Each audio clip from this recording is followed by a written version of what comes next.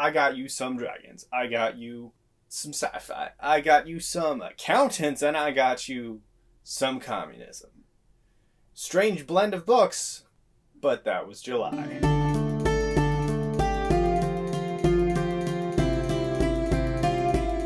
Welcome to the Ponderings of Pete.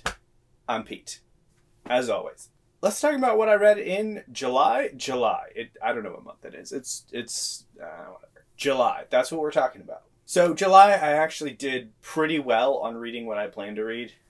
For the most part, I think there's 2 books that I continued on into August, but I read a lot. Now, that's probably going to change in August, but we'll talk about that in the next video. Without further ado, let's talk shelf-published. I read Dragon Mage for the shelf-published read this week. Month, not week. I hadn't heard that much about it in terms of, I don't watch that many reviews, even though I probably should watch reviews on things that I've read. Because I like going in with a blank slate. Dragon Mage was a wonderful fantasy tale.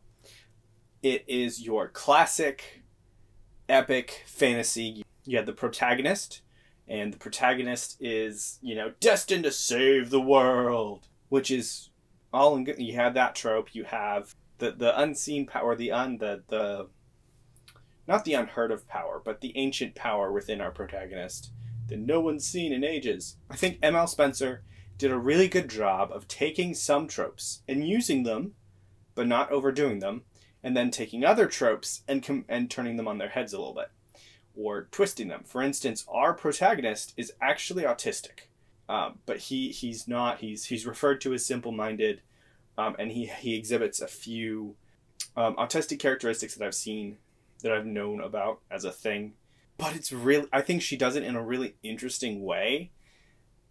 And I think at first I was like, is this clunky writing? And then I was like, this is a weird way to act. And then there was a few other references, and she really leaned into it.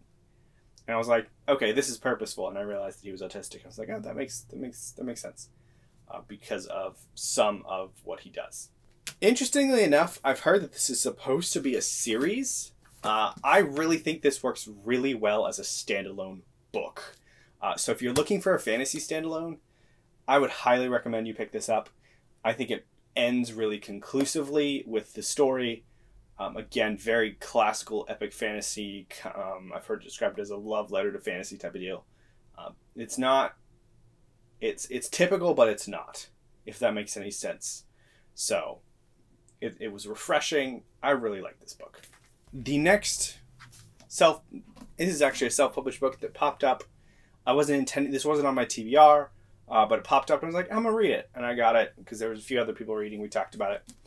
Gunmetal Gods by Zamil Akhtar. This is described as a mix of Arabian Nights, Cthulhu mythos, and other things. I'm really torn about this book. I think the plot was really interestingly structured. You have your fantasy Holy Roman Empire, not the Roman Empire, but the Holy Roman Empire, going on a crusade to take back fantasy Jerusalem, essentially, or fantasy Israel. Because they're like, this is our homeland. And then the fantasy Ottoman Empire, which is kind of in the downward phase of the Ottoman Empire, the decline phase, is trying to, withstand them. So that's really interesting. I really like seeing real world history kind of used in a certain sense in fantasy, but it's not like exact or anything, but it's like vague concepts. Then we go into the actual story. Obviously, being the Ottoman Empire and the fantasy Ottoman Empire, and these aren't the actual names, and the fantasy Holy Roman Empire, they both worship different faiths. I think the magic system in this is very, very interesting. It's very entity-based. So basically, entities will give you powers in various different ways. It's not all warlock. Oh, you worship me, I'll give you... No. It's not all that. Some people can control different entities because of reasons. I really liked the way that they did the genies, essentially, with the masks, and you use the masks to control it. If you have the masks and you become younger. So the magic system was interesting. The plot was very weaving back and forth. You have a multi-POV which is really nice, really, really interesting to see different sides of the war and the corruption and the savagery on both sides of the war. And this is a very dark book. I would say there's some really dark stuff in. I don't feel qualified to say if it's grimdark or not, but I think you could probably put it in the grimdark category pretty easily, in my opinion, even though I haven't read that much grimdark. That being said, there's a really, I would call it problematic scene in this book. It was either chapter 12 or chapter 16.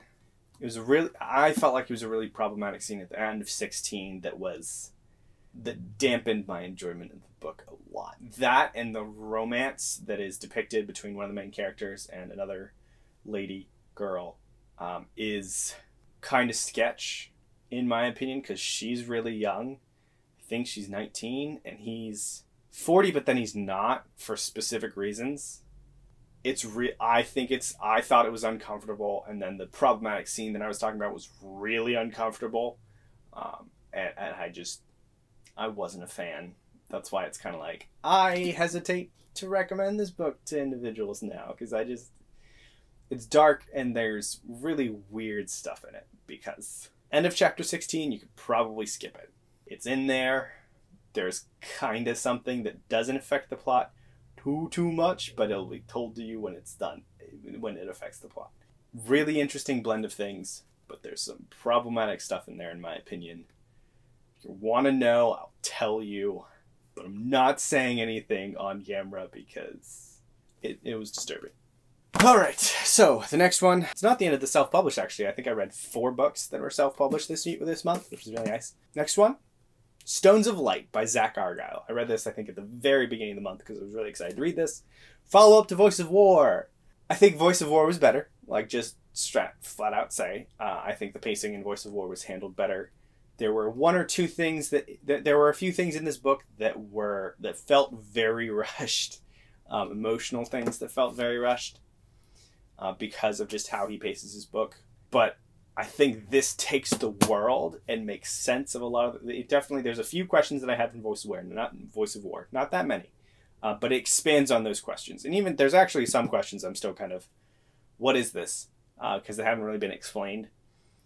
But it really expands on the world, and you can just different cultures, different explanation. You're figuring out how the magic system actually works a little bit more. As this plot is intrinsically tied to the magic system because of reasons. So definitely pick up Stones of Light, Voice of War. They're both out. Book 3 is forthcoming. I'm not sure when, but I did really enjoy Stones of Light and the progression of our characters. Because some of the characters feel like they've radically changed between books, and it makes sense. It absolutely makes sense because there's some big changes at the end of book 1. But I think Zach handled this very well in his writing. It didn't feel jarring. It didn't feel... The character changes felt good and... Justified well. Were justified well. So that's Stones of Light. Next up, I will talk about this book forever. And I have a review coming out for it soon. I haven't filmed. I'm going to really get this edited first and then slew of backlog. So, Fred! It's the utterly uninteresting and unadventurous tales of Fred, the vampire accountant. Go read it, guys. This is beautiful. Really, really fun book. Got your found family. It's an urban fantasy, so it takes place in our world. But we got supernatural elements. We got vampires. We got draconians. We got werewolves. We got a lot of different fantasy and fantastical creatures that exist within our world. Weremares. This is essentially feels like a short story collection within Fred's life. So it's a chronological collection of random tales that he encounters throughout his life. That he's framing as a memoir, so it's told in the first person. But it's very interesting. It's interesting. I think there's definitely a little bit of pull for me because I'm an accountant and I like this book because there's accounting jokes in there that I get, and I don't think they're they're not crazy deep accounting jokes, if that makes any sense. So it's definitely, I think the jokes are still accessible to the normal person that just has a little bit of finance not thought process, but just knows a tiny smidgen about accounting. So the jokes aren't gonna go flying over everybody's head except accountants, is what I'm saying. So check this out. Really funny. Definitely a good palate cleanser read between heavy fantasy books or heavy sci-fi books. Check it out. It's awesome. And it's self-published. That book is, it's one of the reasons why I love self-published, is because you find so many tiny gems like that you're like, this never would have gotten traditionally published, because they would have looked, normal big publishers would have looked at this and been like, why? But with self-publishing, you can publish whatever you want and people can be like, wow. Now, all right, so on to the traditionally published stuff. Per usual, you'll see for a while. Long Price Quartet. Heck yeah. Betrayal in Winter.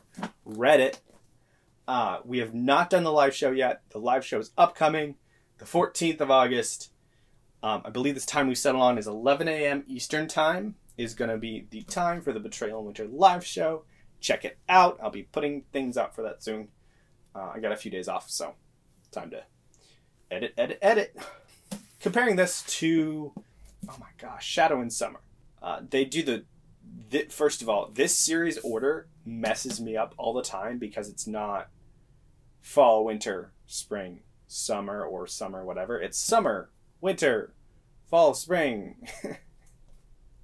It messes me up. Anyways, Shadow and Summer versus Betrayal in Winter. Which did I like better? I think I like the characters in Shadow and Summer better. I liked the overall plot of Betrayal in Winter better.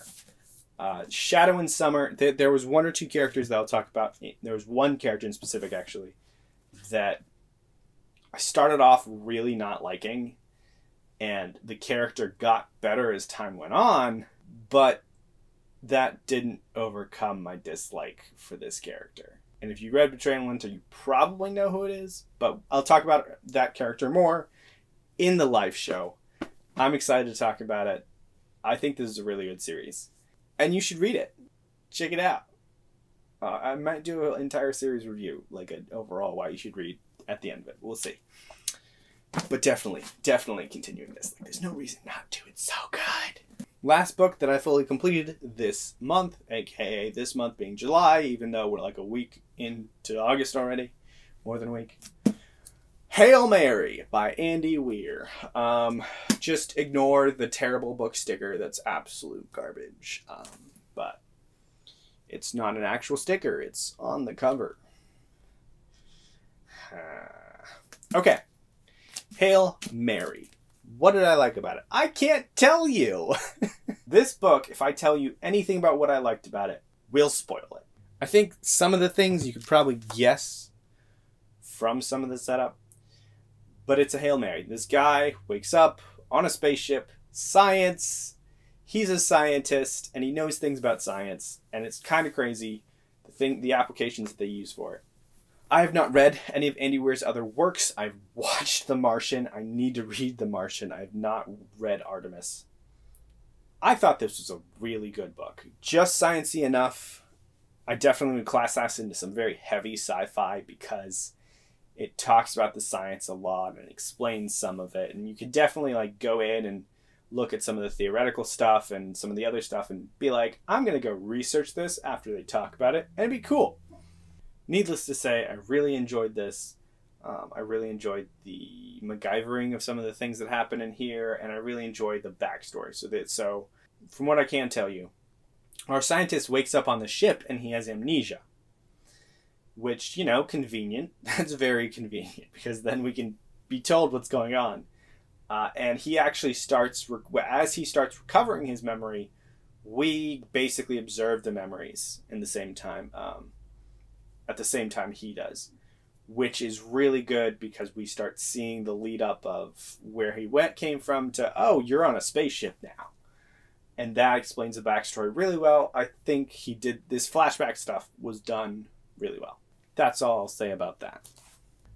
Alright, so the first book that I did not complete this month that I'm continuing on to next month. We're going to get you some more dragons with Dragons of Winter Night. So, this book, I'm about halfway through it. It's actually the one I'm reading now. The writing style of Dragons of Autumn Twilight to Winter Night completely changes. And everything's a little bit more character focused and things make more sense. It doesn't feel like campaign notes like Autumn Twilight did, which I have actually been informed that Autumn Twilight, the reason it's such an odd book is because it was hastily written from the campaign notes of the writers. Definitely feels like they took a little more time on this one. Still feels to an extent like a D&D campaign, but not as much. Not as crazily. The characters make more sense. They start developing some of the characters a little bit more so they're not prototypical and, I'm going to run after my lover. Okay, one of the characters that I actually like so far that I didn't like last book is Lorana, the elf maiden girl that ran away from her parents to pursue Tannis Helfhoven because she's like, I love you, I'm going to follow you. That was really irritating in Autumn War, in Autumn Twilight. Really, really irritating. She's so much better in this book. Like, she's actually looking outside herself. She's realizing that that was that maybe she's growing up. She's grown up a lot in this book, and I really like how she's progressed.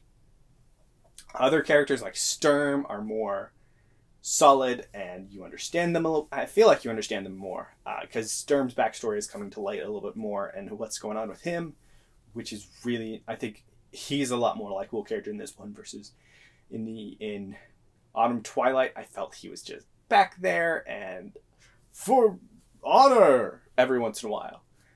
But he's a little bit more to the forefront. Here, we have a little less focus on Tannis, which I actually like because Tannis is okay, but he's just, it's whatever. But a little less focus on Tannis is nice. Tasselhoff, we get a little bit less of, which is kind of sad because Tasselhoff is hilarious, but he still has some nice point parts in this book. I'm going to stop talking about this, and we'll get on to the last part, the part that everybody's been waiting for. Communism. Obviously. So this month, I started reading the Communist Manifesto. This is actually a Penguin Classics edition, and 3/4 of this book are actually just talking about the historical and philosophical backgrounds behind communism and the history behind it, all that jazz.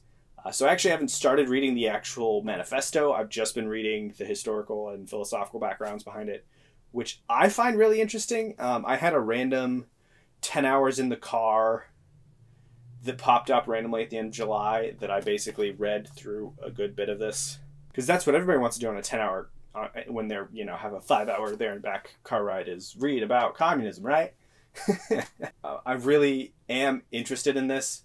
We are going to do a live show for the Communist Manifesto later on in August, and I'll let you guys know when that's going to be.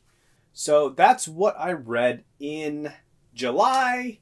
Dragons, communism, counting, so my. Let me know what you think. Have you read any of these books? Did you love them? Did you hate them? Do you want me to go die? Don't do that. Don't let me know that. I really don't care. Have a great rest of your day. Have a great rest of your night. Get some rest, because that's important. And also, side note, not side note, end note, all these books are linked down in the description, so if you'd like, you can use the affiliate links that I have down below. They're great. I make a small commission off of them if you buy. So if you're interested in any of these books, go get them. They're great. Yay. Unless they're not bookshop.org. If they're Amazon, I don't make any money off of them because I'm not going to take money from Amazon because that's where I stand.